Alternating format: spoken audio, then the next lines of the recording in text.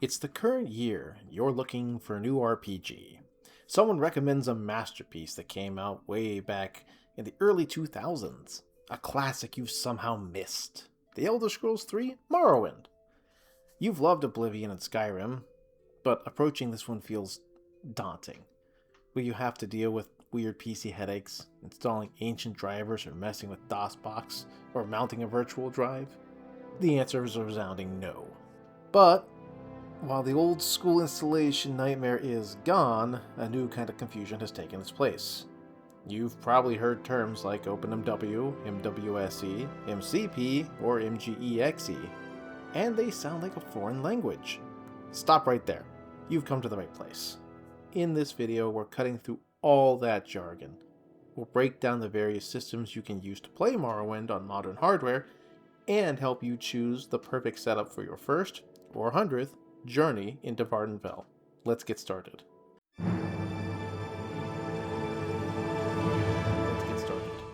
Playing Morrowind today presents its own set of challenges, but thankfully there are still straightforward ways to jump in without much hassle. The absolute easiest way is to play on console, as this avoids the need to fuss with settings or installation folders. Morrowind is currently compatible with the original Xbox, Xbox 360, and the Xbox One. For the original Xbox and the 360, you can use a physical game disc, or you can opt for a digital copy on the Xbox One. Keep in mind that how the game handles and performs can differ slightly across each console. You will inevitably encounter a few issues when playing on console. While some of these can be major, the vast majority are minor, and you probably won't notice them very often. Nevertheless, it's worth reviewing these potential problems so you can be fully informed and know what to expect. On the original Xbox, Morrowind usually runs, at a buttery smooth 30 frames per second. However, this frame rate can drop, especially as you play the same character for a very long time. The console was designed with a clever solution for performance issues though. The game can trigger a silent reboot to clear memory and keep the game running. This is what causes long load screens. The console is essentially rebooting in the background. This is the most noticeable issue you're going to have, but if extended load times don't bother you, then you won't have much else to fear. While save game corruption is a possibility, it is, thankfully, a rare occurrence. Perhaps the biggest downside to the Xbox version is the lack of access to console commands. If a quest glitches, or an NPC gets stuck, or you lose a quest item, you have little to no recourse to fix the problem yourself. That said, though game-breaking issues exist, they are not consistent. Many players go their entire playthrough without encountering any noticeable problems at all. All in all, playing Morrowind on the original Xbox is a fairly solid experience. While low frame rate and existing bugs may be bothersome to some people, the game still functions well. It may not be my first recommendation, though it is how I first played the game, but it definitely works as advertised. That said, finding a working console from the early 2000s can be difficult, which is why you would have a much better time on the Xbox One.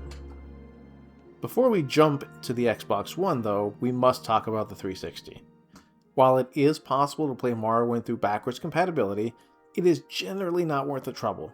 The 360 emulates the original Xbox OS, but this first attempt at emulation was poorly optimized. It results in a lag fest with all the issues of the original Xbox, plus much longer load screens. If we're looking for the best console emulation experience, the Xbox 360 is the one to skip. On to the Xbox One, including the Series S and X. You can play the game using either disc or digital copy, which is great news for collectors who want to frame their discs.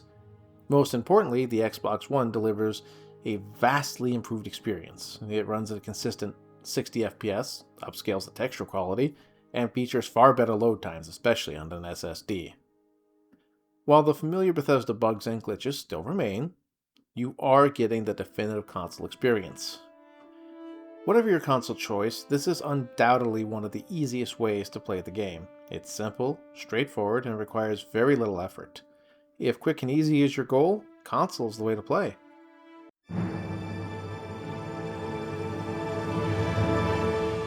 Playing Morrowind on PC can be an experience very similar to the Xbox, or it can be completely different, depending on your choices. In this section, we will cover the best ways to run Morrowind on something that isn't a console. From traditional PCs to phones to even a Raspberry Pi, can it run Morrowind is the central question of the day.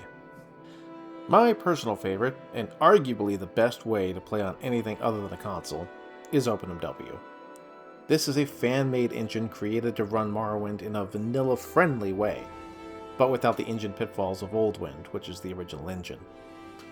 Not only does OpenMW run smooth as silk, preventing issues like save file corruption and random crashes, but it also boasts exclusive features like the ability to play with a friend in multiplayer or even VR, along with out-of-the-box controller support on PC.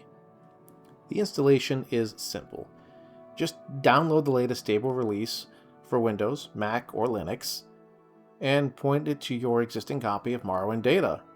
The versatility is huge, as it can even run on devices like Android phones and Raspberry Pi. You don't even need a PC to play. A more traditional way to play is by using the original Morrowind engine, but with essential fixes to make it less buggy. If you're playing on Windows PC, this tried and true path works very well. This method, often called Oldwind Plus, relies on a few core community-made tools: the Morrowind Script Extender, MWSE, the Morrowind Graphics Extender, MGEXE, and the Morrowind Code Patch, MCP. These patches fundamentally upgrade the engine, allowing the game to use more memory like the 4GB patch, protecting your save files from corruption, and enabling better resolution and graphics. While you're still running the classic 32-bit engine, these tools help it to behave far better. For example, MWSE enables mods that monitor the game's memory limit, warning you to save and restart before a crash, or even auto-saving for you. You get the authentic Morrowind experience with modern stability. This brings us to our final way to play. If you're on a Windows PC, you can simply install the game and play it as is, using either disk or digital copy. That's right, you can just boot the game up and hit play. No mods, no engine tweaks, no fuss.